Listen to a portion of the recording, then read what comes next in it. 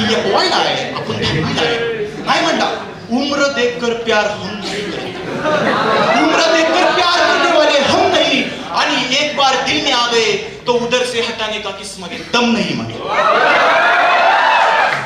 रित्याची ऐकून मला मोटिवेशन मिळालं. रित्याला म्हटलं जा, रित्याला म्हटलं जा देवाने एक कविता लिही, पोरगी कवितेवरच इम्प्रेस झाली पाहिजे. रित्या काय म्हटला, रित्यानं कविता लिहिली. फुलाला गरज असते पावसाच्या थेंबांची, थेंब एक पडताच फुल अगदी खुलून जातं, आणि चातकासारखी वाट पाहणं मी सोडून देतो, कारण तुझ्यावर पावसाचा वर्षाव झालेलं हेच मला पाहायचं असतं. हा तुझ्या कविता काय जुळत नव्हती, काय नव्हती, आपण नुसतं सुरात म्हणलं, मला नाही भारी वाटलं. रित्याला म्हटलं जा. रित्या म्हटलं उद्या तिचा पेपर संपतोय, उद्या पेपर संपला की मी जाणार, तिला प्रपोज करणार, ती होईच मला म्हणणार. सगळे झालं. रित्या गेला. रित्या दुसऱ्या दिवशी म्हणला मी जरा कविता अपडेट करून आली. नाही म्हणला पुरींना भली मुलं लय आवडतात. रित्याला म्हटलं जा आता वेळ नाही आपल्याकडे. ती थांबले की तुझा रित्या गेला. म्हटला खरंच तुझा रंग काळा हवा होता, खरंच तुझा रंग काळा हवा होता, खडू बनवून मी तुझ्यावर प्रेमाचा शब्द लिहिला असता.